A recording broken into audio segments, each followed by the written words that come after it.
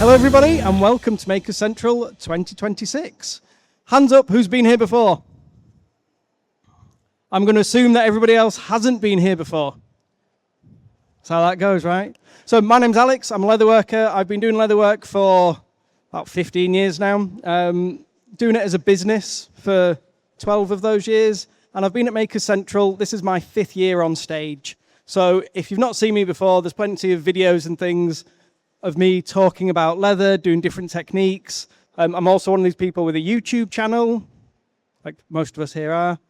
So Handmade by Alex. And then the other thing that I've got to mention is we've got a giveaway. I've got some giveaways on stage, but we've also got quite a big sweepstake giveaway. So if you go to handmadebyalex.com, or if you look on your seats, yeah, there's a QR code, scan that. It's free to enter, and all the prizes have been donated by essentially the world's largest leathercraft supplier, which is Tandy Leather. So Tandy Leather is a company that I used to work for, and we were here at the first Maker Central back in 2018-ish, I think it was. And we were there, and we had the stand, and we were doing all the stuff there as well. So Tandy have sponsored this show, and they're going to be doing some giveaways. We've got some really cool stuff. So any questions that you've got, stick your hand up, and we will be taking questions at the end. So that's intros done.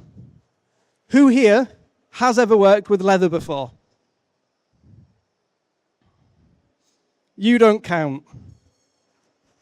So the person that doesn't count at the back was somebody that came to Maker Central 5 years ago now and came to see me, and we had a bit of a chat, and we did a private leatherworking lesson with about 30 people watching us, and they now have their own leatherworking business. So we know there's definitely people in here that do leatherwork. Who here has sold anything that they've made, be it in leather or be it in any other material? Excellent. How does it feel when you sell something? Feels good, right? It validates your work. It makes you feel like you know what you're doing. Even deep down, if you don't. You might feel that you don't know exactly what you're doing, but you feel great when you sold it. And then what happens is you want to scale up that. You want to start making more things and more things and more things. We just looked at what Jacob was doing on stage earlier, where he was bending the wood. He made a jig to do that to help him do things in bulk and repeatable. That's what we're going to look at today with the leatherwork stuff. So the question is, when it comes to scaling up your business, do you need to invest in some of the big pro tools? Yes and no. So if we're going to be cutting things, most of us start by getting a paper pattern. So this is one of the ones from Tandy Leather. And you can print these off online. You can buy them on Etsy. I've got pattern templates and things that you can just get off my website. Is that the right way up? Yeah. So we might all start with something like this. As we can see, the pattern pieces here are not really very well put together. There's big gaps between them. So if I was just to lay this on a piece of leather, like this, and just move this out the way because that's very sharp.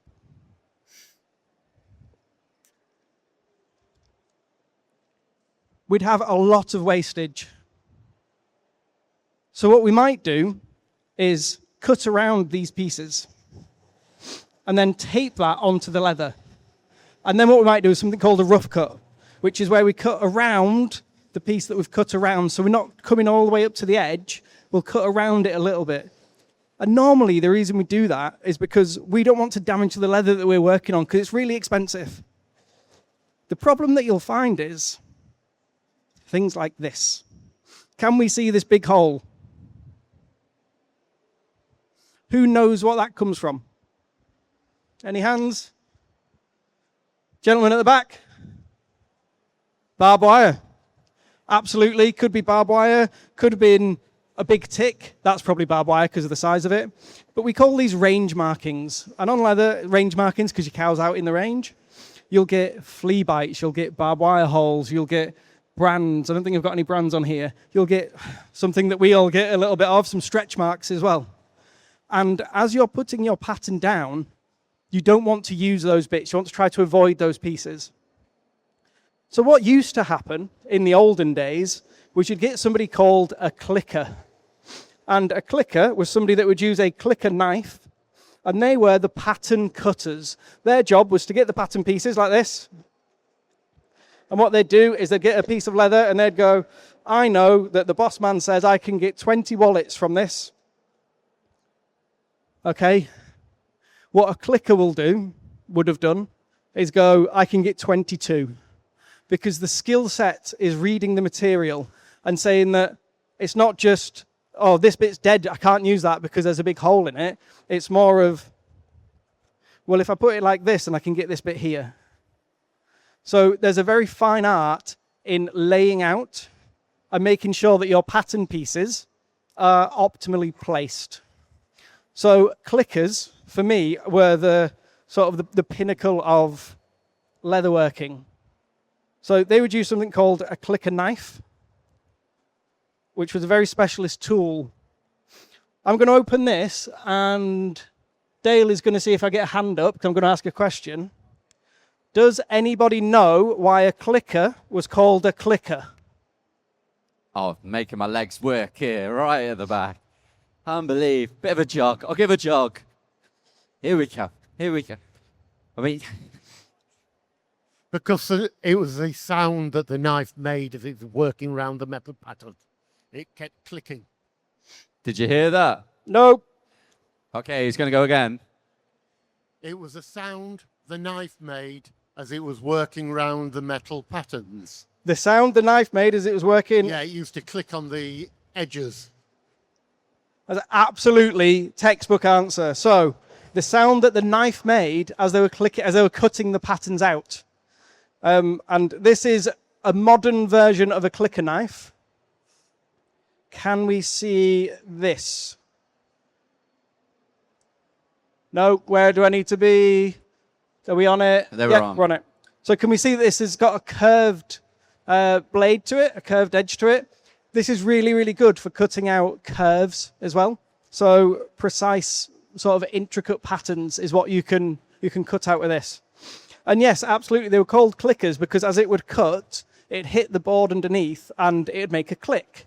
And if you've got a room of 30 people that are using this, that's a lot of clicking sounds, right? So this knife is something that we're going to be giving away, and I think the gentleman that answered that question may have just won this knife. If you'd like to take it home, I'll sort it out later. So this has been donated by Tandy Leather, and this is one of their pro tools. It's the Pro Precision knife, and it also comes, I don't know if anybody saw me sort of assembling this, so it comes in a nice little case, and we can do some fancy bits with it. But it also comes with a trim knife, which is another skill that a clicker would have. So what we can do is we can take the blade out and we can swap it for this one. And this is really good for just cutting like a thick piece, a good straight line. So I'm going to try and put these away very carefully without stabbing myself. Now, one of the sad things about clickers is they don't really exist anymore as a trade. So the clicker got replaced. Industry moves on. They did the same sort of thing that we do when it comes to scaling up. We go, oh, I can't keep on making 100 belts on my kitchen worktop. I need to move up. I need to scale up. What can I scale up to? And the answer is a machine. So you get a lot of different types of clickers. This here, I got off AliExpress for about £100. It weighs 32 kilos. And I can't remember what the tonnage of it is, but it's pretty good. I'm going to show, Dale's going to do it in a minute. He's going to make something. I always get him, when he's on stage with me, he always has to participate. The industrial ones are this big, run on 3-phase, normally got 2 buttons on it. You may have seen people online. It's on a big swing arm, and the cutting area can be massive. So on here, as an example, so this is from a saddle maker friend of mine. So this is a cutting knife. And you can get these made. There's knife makers in the UK which will make these knives. This is a solid bit of whatever that is, right? And my saddle maker buddy has got ones which will cut out panel pieces for saddles and strips for bridles. And if you go across to so leather stand just across there, they're making belts. And what they do, so what you can go and do throughout Makers Central is you can go across to Lucas Ruth. I can't remember what stand number it is. It's like 2 stands that way. And they've got a big swing arm one. So similar to this, that it fits just sort of manually and it's just on your desktop. But what they've got is they've got the cutting dies, which is what these are, that will do things like this. So can we see all the holes and the punch that's been put in there? And then if we look on this side, see all the holes that are put into there? And the tip's been cut to shape as well. I did steal this off their stand, so hopefully they don't mind. So for us to do that would take... We did some hole punching a couple of years ago, right? Yeah, I messed that up as well, but... You did all right. You made a valet trade, didn't you? Did you not? Yeah. So that takes a fair bit of work, so you've got to go through it and punch it all and do it all, right? When you've got the clicker die, you can make the item just quicker. I then went across to AliExpress and Temu. Who here has ever bought anything from AliExpress or Temu? Yeah. Who's ever bought anything that's just absolute tat? How are there more hands? That was impressive. So what I've done, so you don't have to, is I've bought some of these leatherworking tools. There's a whole host of videos on my YouTube channel, handmadebyalex.com. You can find it on there, on should you buy some of these Temu tools. Some of the answers are, yeah, absolutely. Some of them are really good. This, as an example, we can see, hopefully on here, that it's really, really sharp all the way around. I like to call these like really dangerous cookie cutters. And then this one here has got the stitching holes already put into it. So all of a sudden, I mean, this is just for a notepad holder. So it looks like this. So for me to cut that is quite simple. It's a rectangle, and then I'll just punch some stitching holes in. But the prep time on that is 20 minutes, maybe. But when you use this, it's seconds, which Dale's going to show us in a minute. So when it comes to scaling things up, using mechanical advantage can be really, really good, right? I think somebody's going to ask me the question, which is it still handmade if you're using a machine? Yeah, I can see people nodding, right? I can see lots of people nodding. Now, my answer is no, because handmade, right? I will hand cut everything. I will hand stitch everything. If I make any of these things which have just been clicked out, I don't tend to put my logo on it. If I'm doing a bulk order for somebody from a business point of view, and all they want is, can you make 50 of these? They're not going to pay my hourly rate for me to hand make 50 of these, right? But what they will pay is a much lower rate to... So there's a couple of different ways you can buy patterns. We've already mentioned the paper ones. You can buy acrylic ones like, I'm just going to move this over here as it's very sharp. You can buy acrylic ones like this. So yet again, these are from the Temu or AliExpress or wherever I got them from. And I think that was £4, nothing. So one of the ways that we can use this is to put it onto the leather. We can mark around it. We can use a scratch awl. We can use a pencil. We can use some tailor's chalk. A biro is normally really good for doing that. And what that shows us is that we can then start to learn the art of the clicker, the pattern cutter, and making the most out of the material that we've got, because it's cost us to buy this material in. So we don't want to waste it. It's the remnants of a pattern that is one of my patterns. You can go to the website, download it for free. There's a PDF, and this is the laser file, and I laser cut this from acrylic because I make this a lot. So what I did was I laser cut this out, and then I use that, same way as you would the paper template. I can stick it on, score around it, and hand cut it. The other way that you can do it, so far we've got a paper pattern, we've got the acrylic or the plastic templates. Lots of people also use cardstock, so backs of like cereal boxes and things like that. The other way to do it is to buy a pre-made kit. Tandy Leather, sponsor of today's show, have lots of these kits. And when I used to work for Tandy Leather, we would sell them all the time. And the thing that I would say to people is, when you buy the kit, so this one is one of the things you can win, actually. So this is like a little tool bag kit, and it comes with like a load of little pouches on it and things like that. So this comes, when you buy the kit, it comes with all the bits and pieces, all the hardware and things. And all of the leather is pre-cut. And this is exceptionally nice veg tan leather. Veg tan leather is slightly different for those that don't know. So this is chrome tanned. This is chemically, comes in loads of different colors, much softer normally. This is veg tan. You can cut it, stamp it, dye it, wet form it round things. That's the sort of stuff that you'd use this for. So when Tandy make these kits, that's what it's done. So these will be clicked out, but in, on a bed, essentially, on a huge big bed, massive plate clicker that'll do it. So once that's done, they then just sort of put them all out. What you will not find in the Tandy kits are any range markings, because how they go through picking the hides, the pristine hides that they use. So there's a really good benefit to buying some of these kits. The biggest benefit is when you get this home, put it out on some paper, draw around it, and then you've got that pattern. Now, interestingly, I think Tandy Leather have heard that we do that.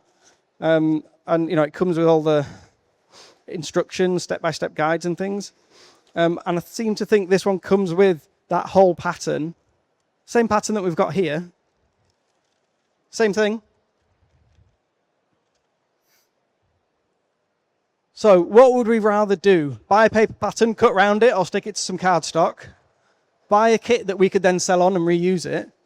Or design one ourselves? Doesn't really matter, because what you're doing is looking at the pattern side of it. So back to our famous clickers.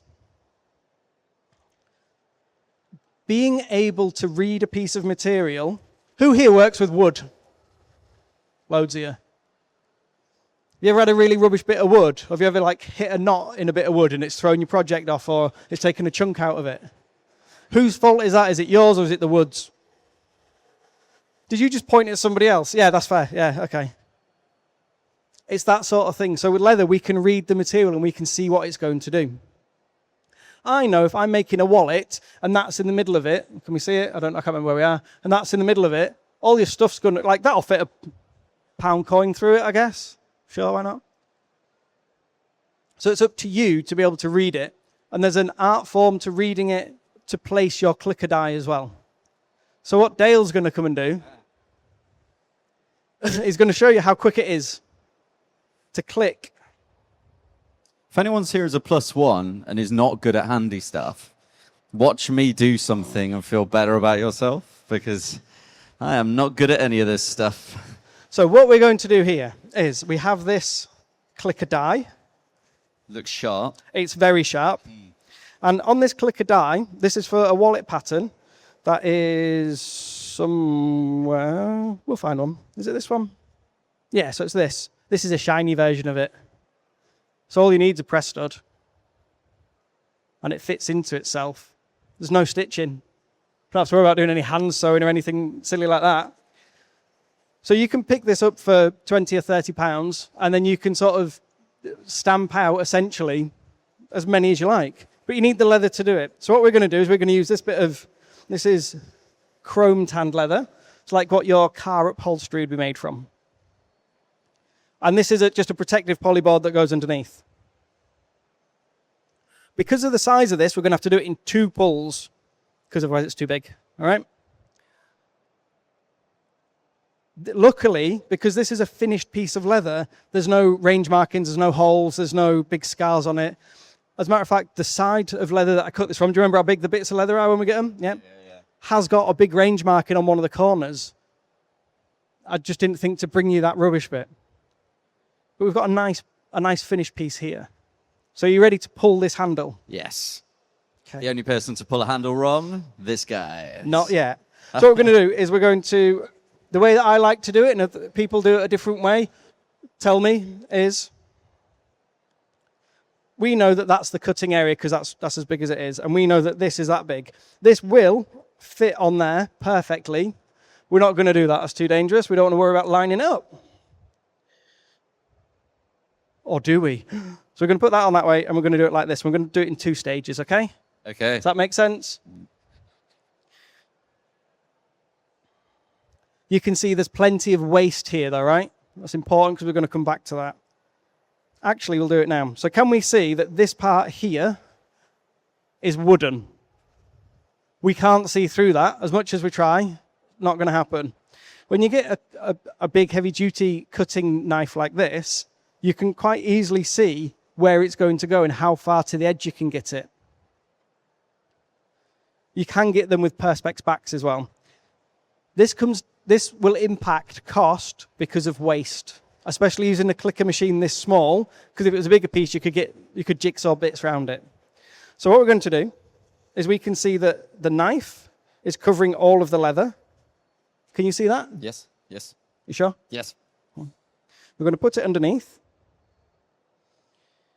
And this is where we see if the table is strong enough.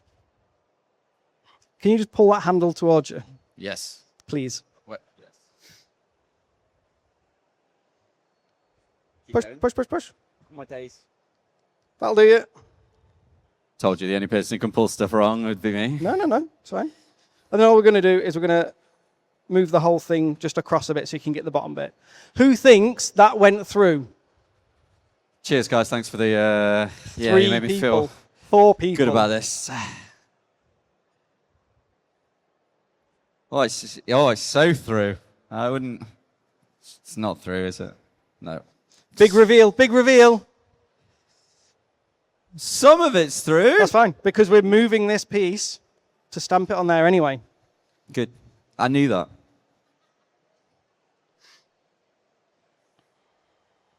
Go on then. Same again. Yep.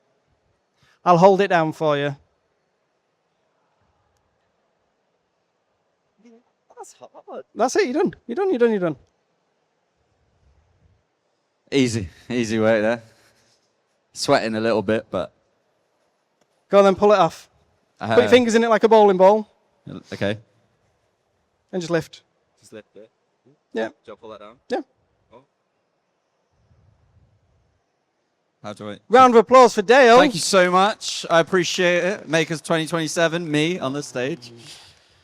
We didn't quite get it all the way through, Oh, but that's- we'll fix that in a minute.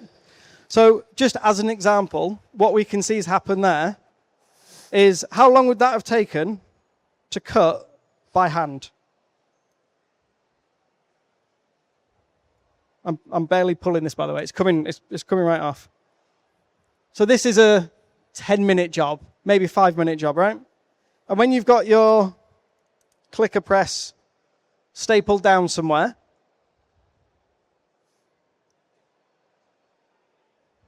you should never pull leather that's just been, oh, sorry, it fell apart. All of a sudden, this. I'm coming back. Have I done it wrong? No, you've done it. That's it. It's done. So what we've got is we've got the technical piece cut out here, which we're going to tuck into in a second. The holes are cut, and then all these little angles are already done as well. So what you're going to do is we're going to fold it over. They're going to fold around the back, and you're going to tuck the tabs in. I see. Anyone else think that looks like a really cute cow? No? Just, that's all I bring. Just say fold over. Yep, fold it over. Tuck it in. Yep. I think I've got some studs that we'll finish it off in the back. I think I've got some with me that we can turn it into a functional wallet. I'm actually shaking. Like, I can talk to anyone on a thing. I'm shaking over. This is easy, by the way. I'm just making it look hard for some people. So this is the third ever piece of leatherwork you've ever done. And I know that because the other 2 times were on this stage with me.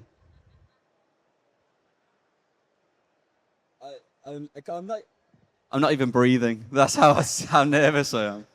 Is that in? That's it, done. Hey, yes. So the only thing that we You're would welcome. do, the only thing that we would do extra on this is put either a press stud on there or a Sam Brown stud. Sam Brown stud's really good because you just screw it on, and then it shuts, and then you've made a thing that would have cost, let's say, £100 in, £120 in machinery, which is very much reusable. It's not a one-time and it's finished thing.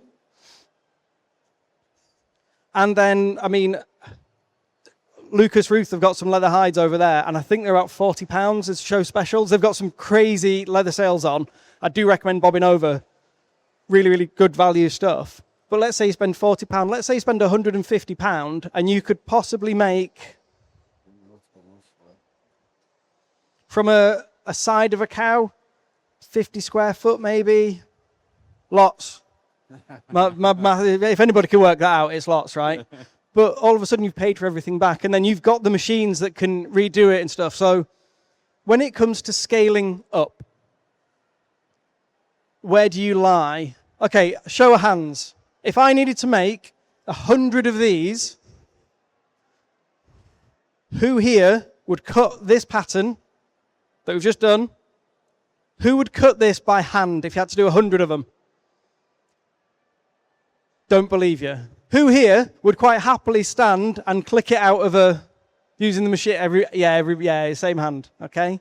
So the art is being able to read your material, understand where the design needs to go, where the pattern needs to go. As an example, I had a hide with a really big brand on it, and it had 3 numbers on it. For life of me, I can't remember what the numbers were. And I made a book bag, a satchel. And instead of cutting around it, where the flap went over and came down on this satchel, the numbers were across it. So it's not a flaw, it's a feature.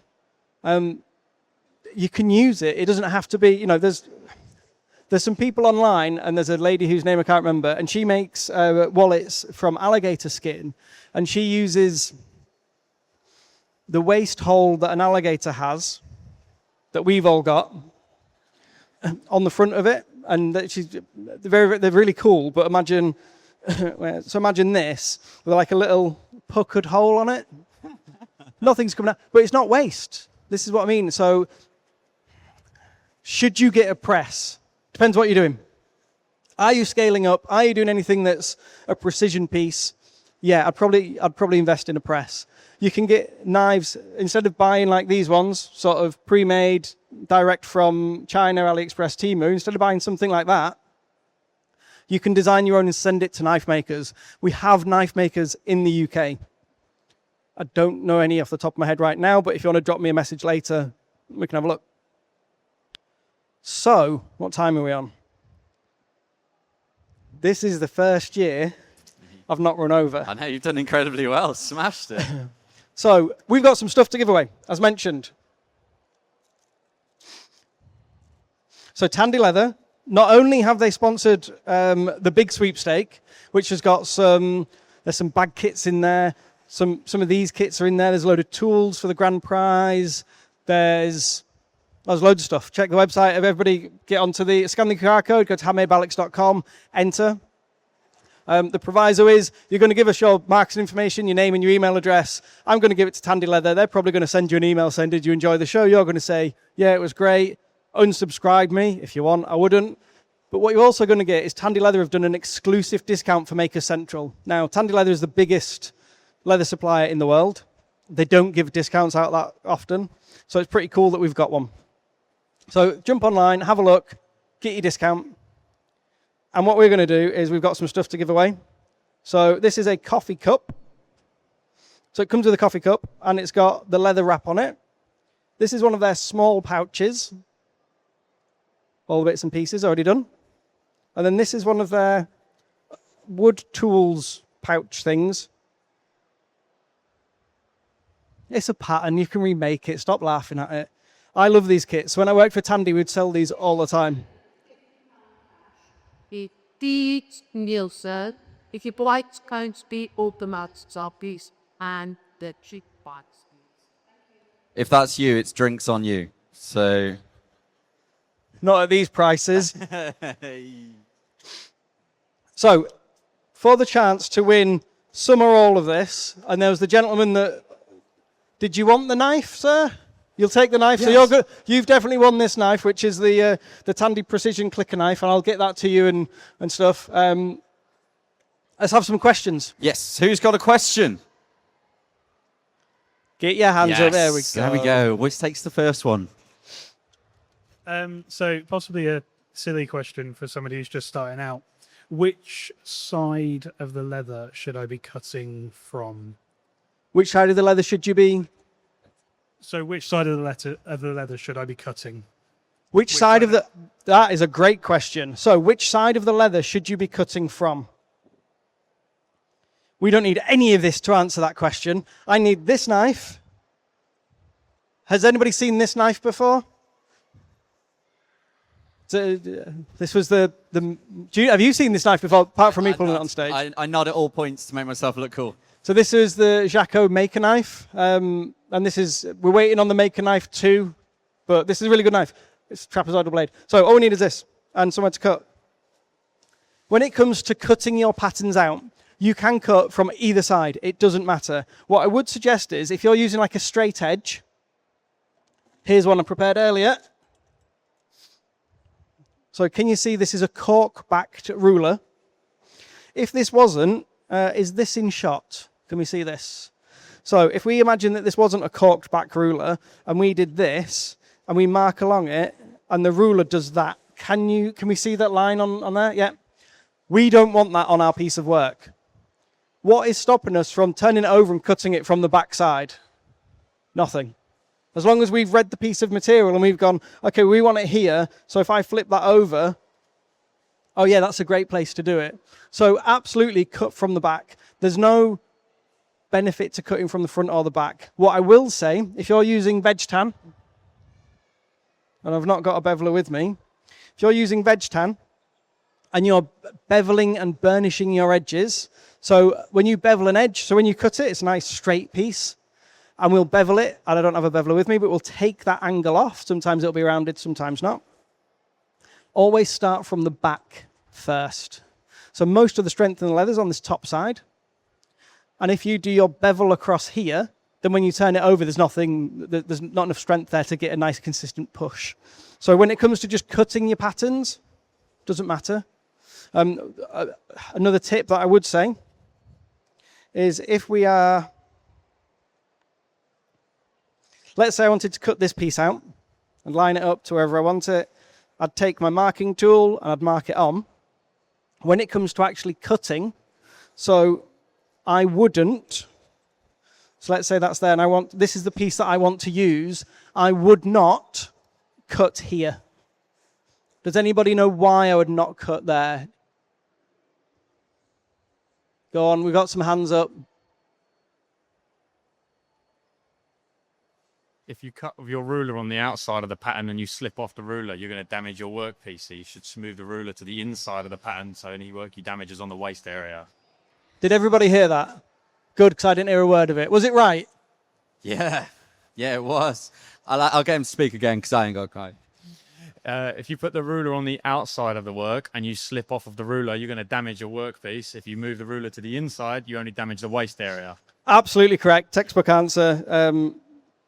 If I'm cutting here and I've decided that this is the pristine piece that I want, and my cutting tool, as I'm cutting here, drifts off, I've cut into that pristine piece of leather that I want to use. I've ruined my perfectly piece of pattern that I want by just not doing it right. So how would I get around it? I just turn the leather around, place the ruler over the pattern piece. Another good tip, if you're cutting leather, especially if you're doing big, long pieces, move yourself out of your way. If we're cutting and I'm pulling towards myself, pulling towards myself, what happens when I get here? Yes, absolutely. I am in my way. So then what happens is we do this thing where we move our shoulder out of the way and we end up cutting on this V. It's no good if you're on a straight line. There's loads of things we can do to get around this. We can move the leather so it's on that angle. We can just gently turn a bit. Or we can move ourselves completely out of the way and cut across. So don't cut with it directly in front of you.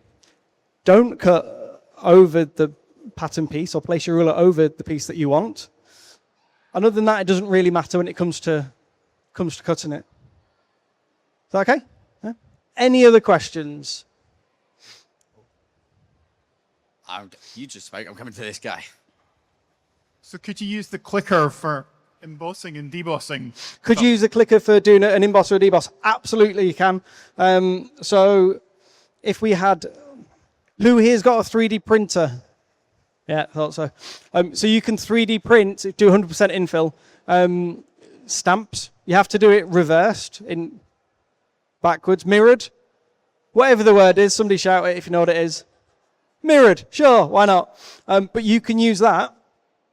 And what you would do is you would get your stamp, get your bit of leather, stick it on, throw it underneath, and just push it down. It's a really good, consistent pressure, which is what this is really, really good for. Got a couple more. Do you have to get a clicker press to use with the knives, or are you able to use it without? And how much are custom clicker molds? So, do you need a clicker press? And what was the other part of the question? Do you need a custom clicker mold? No. Oh, how much is it? Sorry. So, to use these without a clicker press, so that you don't want to hammer it. Yes, you can use it. You don't want to hammer it. You want consistent pressure. So we've not come and you can get like the big molds, and what you can do is stick it on and whack it down, and it will go through. Absolutely, will cut your piece. The other way to do it is a couple of bits of wood and some clamps. You don't want to strike it because you can damage the die itself. You can damage if you've got like the stitching teeth on it, like this one has. They'll go flying off. So yes, you can use it without the press. I wouldn't. And was it how much are they? For a custom one, don't know.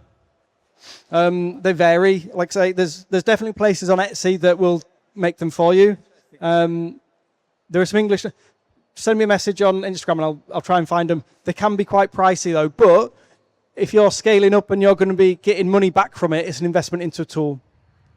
All right, we've got one more question because you've got to go and do an interview very, very shortly. So the question's back here. What is the most unusual thing you have made with leather? Nope, not answering that one.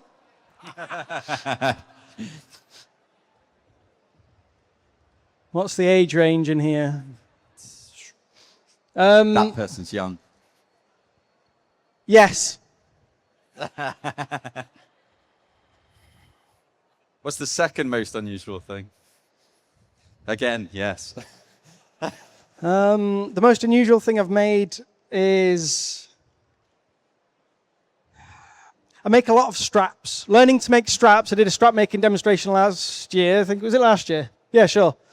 Learn to make straps. So watch straps, belts, the little belt that holds this apron on. This is getting shorter, by the way. I don't know if that happens to anybody else where the strap gets shorter. It's just, leather's not known for it, but I think it's me, isn't it? Yeah, it's me. It's the muscle. It's not.